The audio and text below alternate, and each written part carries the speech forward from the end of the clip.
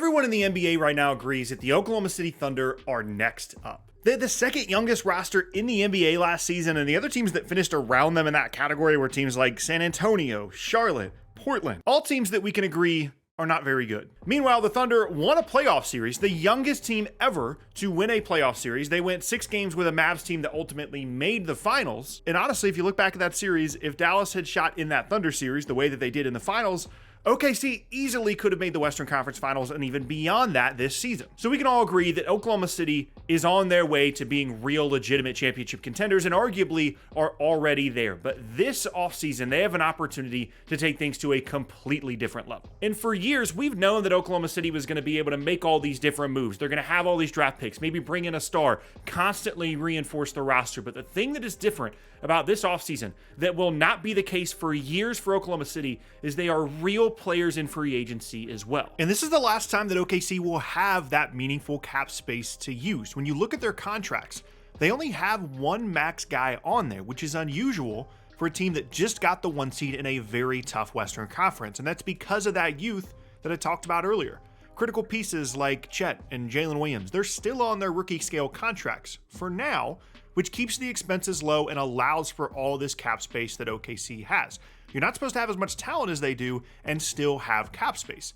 And the most efficient thing to do when building a team in the NBA is to use this cap space now on upgrades, then go over the cap later to extend not only Chet, Jalen Williams, and any other young guys you want to keep, but also potentially Lou Dort and the recently acquired Alex Caruso. What OKC is attempting to do this offseason, have one max guy on the books in SGA, have all these rookie scale contracts, use up all your cap space, then go over the cap later to extend your own guys, is the most efficient way possible to build a true young contender, which makes it critical that they use their cap space well this offseason. Which is fantastic for them because this is a team that already has an MVP candidate in SGA. They already have a ton of other guys that work really well within their system.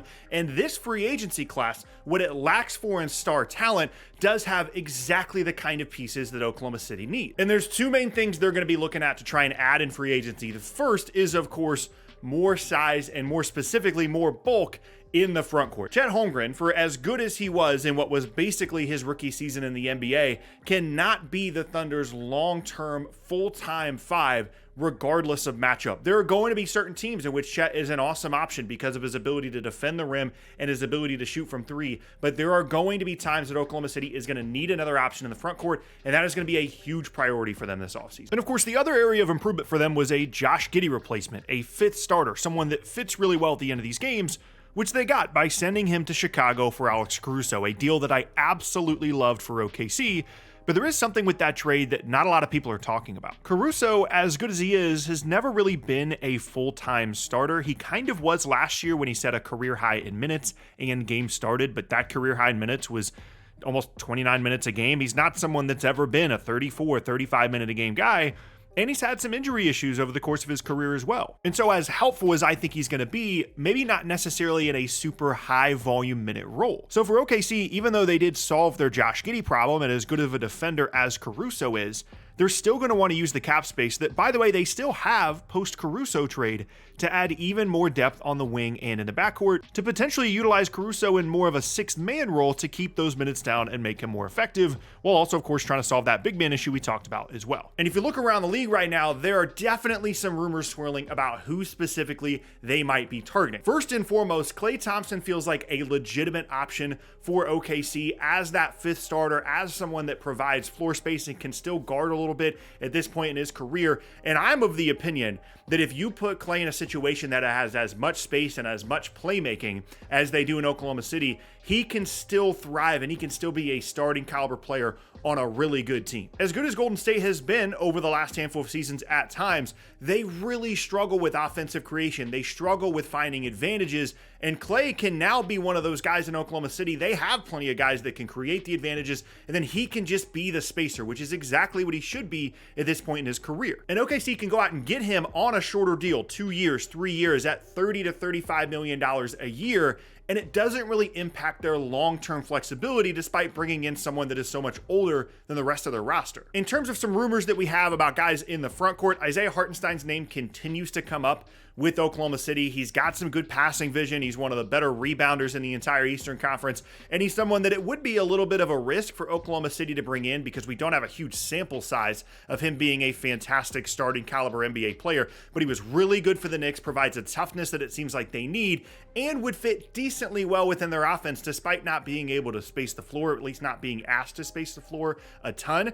He is a good passer. He would be a connecting piece, and a piece I think would work pretty well alongside Chet. And right now, the rumors are saying it's going to be worth right around $25 million a year to get Isaiah Hart to sign in Oklahoma City. The last real name that I'm seeing be connected to Oklahoma City right now is Jonas Valancius. There's a little bit of rumors out there about him possibly joining OKC. If you just want to go for the ultimate antithesis to what Chet Holmgren is as a player, that's Jonas Valancius. He's not really going to space the floor for you, but he is going to absolutely destroy teams on the offensive glass. He will give you the opposite body type of what you currently have in Chet. And it seems like that's a guy that OKC is at least decently interested in, and they could potentially get JV and Klay Thompson.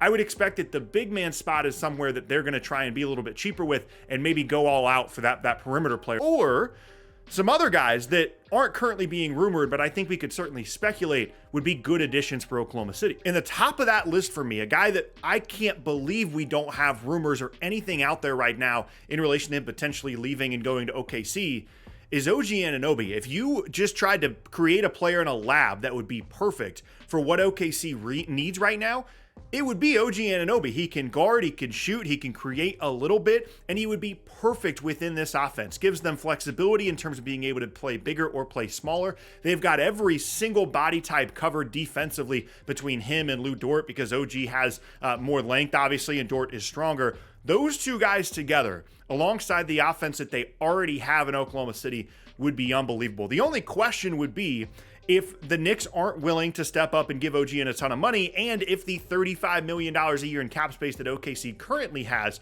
would be enough to lure him away and get him to OKC. But if I was the Thunder, again, this is all speculation, this is the guy at the top of the list for me. Other speculation options for them include someone like Paul George or LeBron. That seems unlikely at this point, given the fact that Paul George has been to Oklahoma City once. Also, they would need more money, ideally, to offer him. And then LeBron seems unlikely because he's either going to go back to LA or he's going to go to a more proven winning situation. And in my opinion, most realistically, he's going to go back to the Lakers.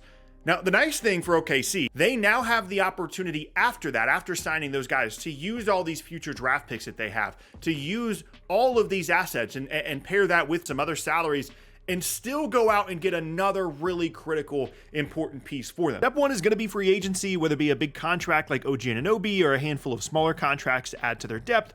But step two is going to be possibly adding even more depth or a big name with the assets that they have, and of course sprinkle in a little bit of the draft as well. That's the benefit of how OKC has built this team. Smart drafting, smart contracts, all building towards this offseason, where they could go from a really good young team that got the 1 seed to a legit top-tier contender.